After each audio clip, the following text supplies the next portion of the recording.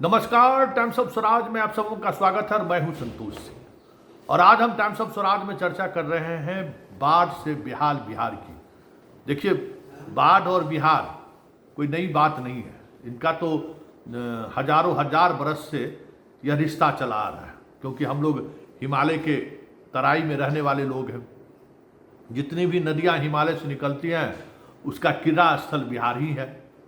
तो ये कोई आज पहली बार देखने को नहीं मिल रहा है। ये तो साथ जीने का एक समझ जाइए कि मानव सभ्यता की शुरुआत से ही ये आपस में एक दूसरे के बीच ये द्वंद्व चला आ रहा है। कभी कोसी भारी पड़ जाती है, कभी मानव का संसाधन कोसी पर भारी पड़ जाता है। तो ये खेल लुक्का छिपी का खेल चला बरसों से चला रहा है।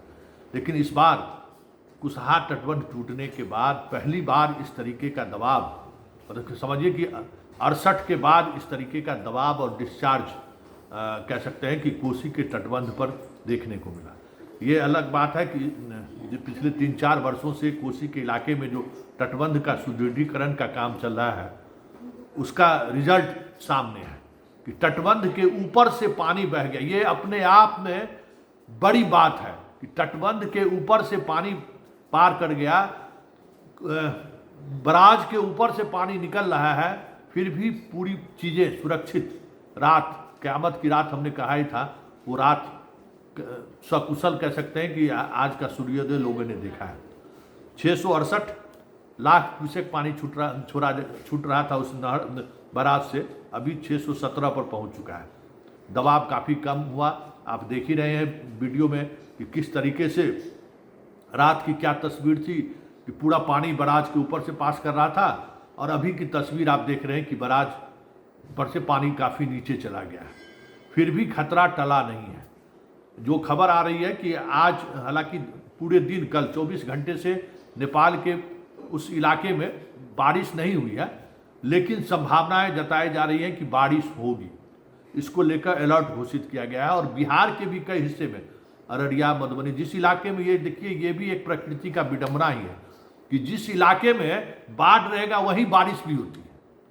लेकिन एक बात ये भी है कि ये प्रकृति का कौन सा संतुलन है कि जब हिमालय के से निकलने वाली अधिकांश नदियां, बिहार, उत्तर बिहार की बात करें, कोसी, गंडक, जो भी नदियां हैं, बूढ़ी गंडक, जितना कमला, बागमती, जितनी भी नदियां हैं, वो जब उफान पर रहती है ना तो गंगा नीचे चली जाती है। और इस वजह से सारी जिन नदियों का पानी गंगा में अपना अलग अलग जगहों पर गंगा में, जैसे हाजीपुर में गंडक गिरती है, आप देखते हुएगा दीघा पुल जाइएगा तो उस पर दिखेगा कि गंडक और गंगा कैसे वहाँ पर मिल रही है।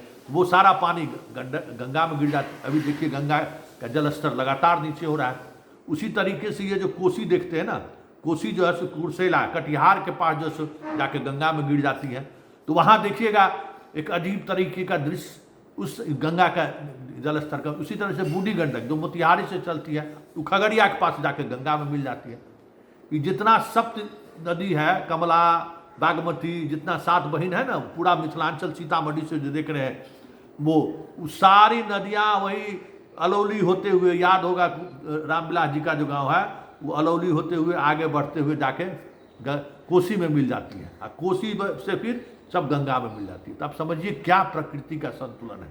हम लोग साइंस की बात करते हैं, और सोचिए कि जब गंगा भी उफान पर रहे और ये सारी नदियां भी उफान पर आ जाए तो क्या होगा, जबकि गंगा भी हिमालय से ही निकलती है।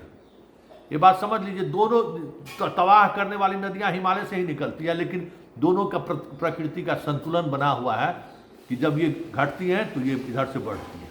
उसी संतुलन का असर आज दिख रहा है कि बहुत सारे इलाकों से पानी का दबाव कमा है, लेकिन गंडक उफान पर है। और इस वजह से कई इलाकों में, खास करके आप बेतिया से चले आइए मुजफ्फरपुर तक, जो उस इलाके में काफ़ी बाढ़ का दबाव बढ़ा है। अररिया जोगबनी जो रेलवे मार्ग है, उस मार्ग को बंद कर दिया गया है।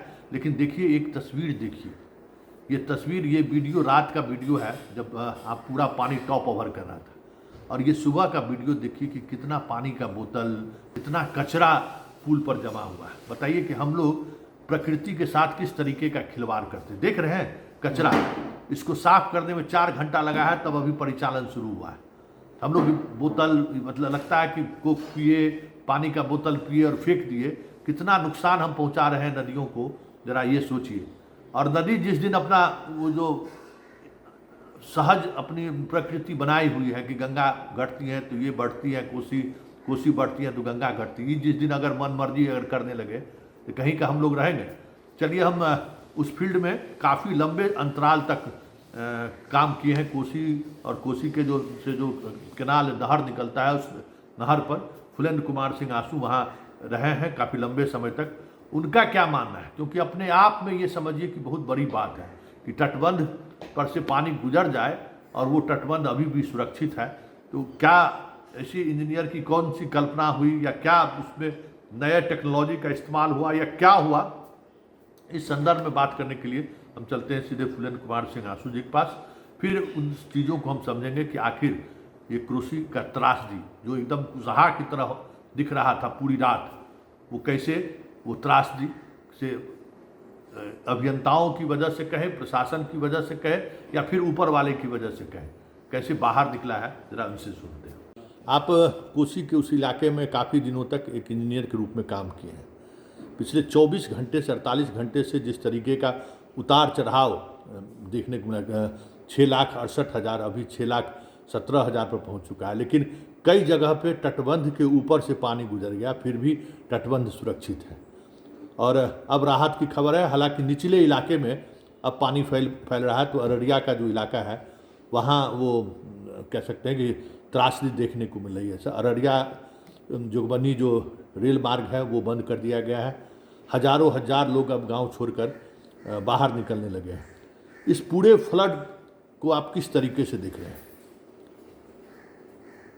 पहली बात की जो खबर ये है कि तटबंध के ऊपर से ओवरटॉप कर गया, तो ये अपने आप में बहुत बड़ी बात है। और बांध बच गया, तो बांध बच गया इसका मतलब है कि बांध को स्ट्रेंथन किया गया है। स्लोप जो है सो एक 6 के बदले 1 10 रखा गया होगा स्लोप की मिट्टी। बांध जितना वर्टिकल होगा उतना उसके टूटने की संभावना ज़्यादा होगी। तो इसका मतलब है कि स्लोप जो है सो कंट्री साइड में 1/6 से ज़्यादा है।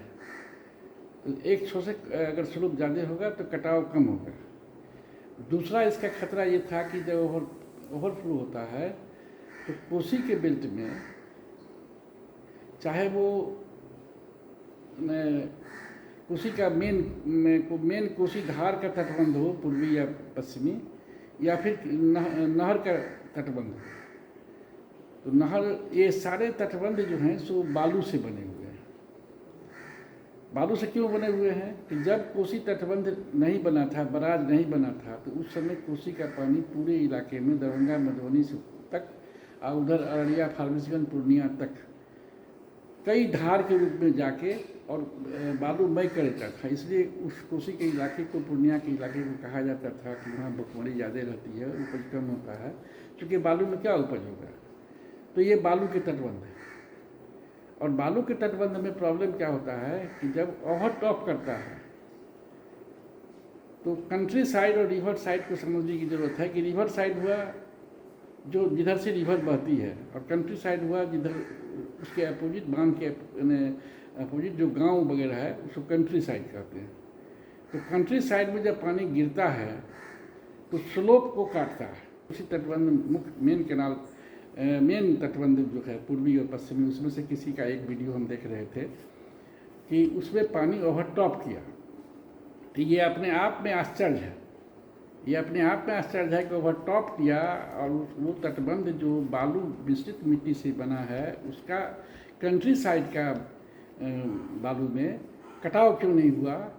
और या हो सकता है कि ओवरटॉप किया होगा तो बहुत कम देर के लिए ओवरटॉप किया होगा और 1 आध घंटे के लिए किया होगा। लोग ट्रीटमेंट किए होंगे, इंजीनियर लोग या कंट्रैक्टर लोग या जो गांव के लोग सब मेहनत किए होंगे कि वो ओवरटॉप। हम लोग वो क्या करते हैं कि ऐसी स्थिति में बांध पर रिवर साइड में एक रिंग बांध टाइप का इंटायर 1 किलोमीटर जहाँ ओवरटॉप जहाँ बांध का लेवल नीचे है वहाँ हम लोग एक बैंक बनाए थे उसके ऊपर, उस साइड रिवर साइड में, कि 3 फीट 4 फीट ऊंचा बैंक बना दो कि पानी उसको क्रॉस नहीं करे, बांध को क्रॉस नहीं करे। तो ये अपने आप में एक अजूबा घटना है कि साहब वो कितने देर के लिए वो ओवरटॉप किया, कितनी देर पानी जो है सो कंट्री साइड में गई, और वो कटा कैसे नहीं, और कटता तो पूरा जो है सो वही होता जो कुशा बांध दिन से हुआ था कि फिर उसको कोई बचा नहीं पाता। इसलिए हम अब ये अररिया जोगबनी साइड की जो बात की जा रही है, तो अररिया जोगबनी साइड में नदी का पानी नहीं है, वो नहर का पानी है या वर्षा का पानी है। क्योंकि अररिया जोगबनी साइड में ये तटबंध नहीं गुजरता है, तो तटबंध जब कोसी नहीं गुजरती है उस साइड से, तो कोसी जो गुजरती है सो आपको सुपौल के बगल से सहरसा होते हुए और फिर वो कुछ स्थान वो जाके वहाँ गिरती है कुर्सेला में गिरती है।